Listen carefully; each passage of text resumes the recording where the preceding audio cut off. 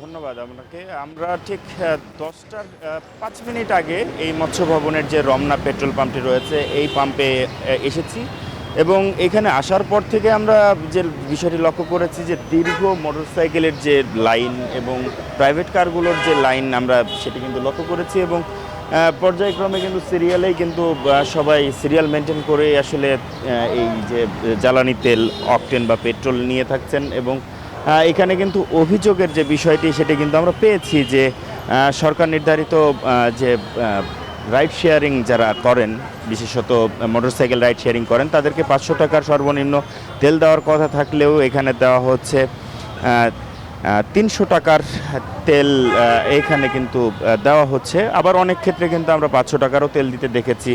তো সব কিছু মিলিয়ে এখানে যে বিষয়টি আমরা লক্ষ্য করছি যে এখানে যারা তেল নিতে এসেছেন অনেকে এখানকার যে পরিবেশ এবং পরিস্থিতি সব কিছু বিবেচনায় তারা যেভাবে মেনটেন করছেন এই বিষয়টাকে সাধুবাদ জানিয়েছেন। একই সাথে সরকারের যে উদ্যোগটা যে তেলের দাম না বৃদ্ধি করা থেকে শুরু করে সার্বিক পরিস্থিতি মোকাবেলায় অর্থাৎ বহির্বিশ্বে যে যুদ্ধ অবস্থা অর্থাৎ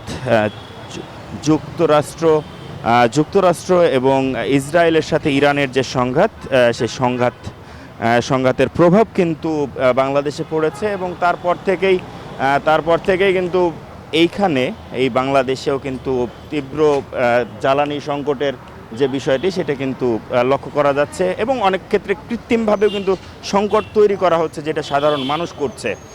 তো এই জ্বালানি সংকটের যে বিষয় বা এই যে দীর্ঘ লাইন ধরে যে তেল বা জ্বালানি তেল নেওয়ার যে বিষয় সে বিষয়েও কিন্তু সারা দেশেই এই ঘটনাটি ঘটছে এবং আমাদের সেখানে সহকর্মী রাজশাহীতে আছেন মর্তজা, আমরা তার কাছ থেকে জানবো রাজশাহীর পাম্পগুলোতে ঠিক কী অবস্থা এখন।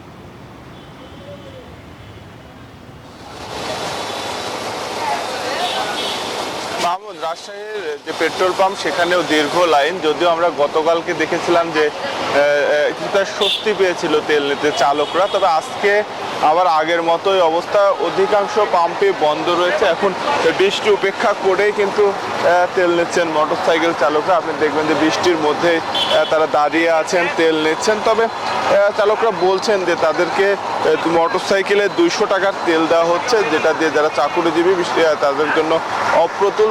এই তেল নিয়ে আসলে তাদের সারাদিনের চলাচলের ভোগান্তি হচ্ছে। তারা ৫০০ টাকার যে তেল দেওয়ার নিয়ম করা হয়েছিল সেটি তারা বাস্তবায়ন চান। একই সাথে আমরা পেট্রোল পাম্প কর্তৃপক্ষের সঙ্গেও কথা বলেছি। তারা বলছেন যে উত্তরাঞ্চলের তেল সরবরাহের যে সিরাজগঞ্জের বাঘাবাড়ি ডিপো সেখান থেকে চাহিদা মতো তেল সরবরাহ করা হচ্ছে না, যে কারণে তারা ভোক্তাদের কাছেও তেল ঠিকমতো সরবরাহ করতে পারছেন না। যে সকল পেট্রোল পাম্প বন্ধ রয়েছে আমরা তাদের সঙ্গেও কথা বলেছি। তারা বলছেন যে তেল না থাকার কারণে তারা পেট্রোল পাম্প বন্ধ রাখতে বাধ্য হয়েছেন।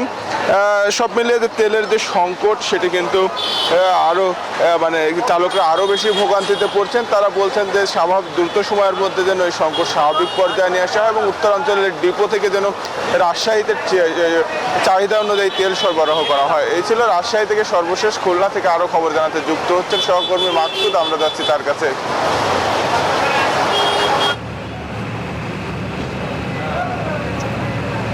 ধন্যবাদ মর্তজা।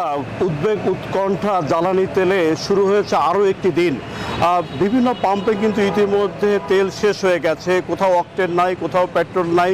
আমরা সকাল থেকে কয়েকটি পাম্পে গিয়েছি, সেখানে অধিকাংশ জায়গায় কিন্তু অকটেন এবং পেট্রোলের সংকট দেখা গিয়েছে। পাম্প মালিকরা বলছেন যে ডিপো থেকে সরবরাহ করা হচ্ছে না। যদি এই স্টেশনের একটু চিত্রটা দেখাতে চাই, এটি হচ্ছে খুলনা মেট্রোপলিটন ফিলিং স্টেশন। এখানে কিন্তু গত 2 দিন ধরে পেট্রোলের সরবরাহ নেই, এই কারণে কিন্তু পেট্রোলের তীব্র সংকট দেখা দিয়েছে। একই সাথে এখানে কিন্তু অকটেনের সরবরাহ নাই। যে জিনিসটা এখানে ঘটেছে যে ডিপো থেকে যেদিন কিনা অকটেন সরবরাহ করা হচ্ছে সেদিন কিন্তু আসলে পেট্রোল ডিজেল দেওয়া হচ্ছে না, আবার যেদিন ডিজেল দেওয়া হচ্ছে সেদিন কিন্তু আসলে অকটেন দেওয়া হচ্ছে না। আমরা যদি একটু জানতে চাই যে আসলে কিভাবে সংকট চলছে আপনাদের এখানে, কেন তেল নাই? সংকট ডিপুর থেকে যে আমাদের চাহিদা, আমাদের শহরের প্ল্যান কিন্তু একটা পেট্রোল পাম্প, আমাদের প্রত্যেক দিনই ডিজেল পেট্রোল কিন্তু দরকার, কিন্তু সেই চাহিদা মতো আমাদের দিচ্ছে না। আজ 2 দিন আমি পেট্রোল পাচ্ছি না। পেট্রোল ছাড়া আমি চলতেছি, যে পেট্রোল আছে কোনো রকম একটু 100 করে দিয়ে আমি পাম্প চালাচ্ছি। তাহলে কবে পাবেন বলেছে আজকে দেওয়ার কথা, এখন না পাবো তো বলা যাবে না যে আজকে পাবো কিনা। আর 3000 করে অক্টিন দিচ্ছে, 3000 অক্টিন আমাদের যে পাম্পটা এত রানিং পাম্প, এই 3000 অক্টিন তো আমাদের হয় না জি আসলে। জি, এই পাম্পের যিনি কর্মচারী তিনি কিন্তু সংকটের কথা বলছিলেন। এই ছিল খুলনা থেকে সর্বশেষ। আমরা ফিরছি স্টুডিওতে তমার কাছে। তমা, মাকসুদ, ধন্যবাদ আপনাকে। বিকাশ পেমেন্টে 10,000 টাকার বেশি অফার, শপিং চলছে তো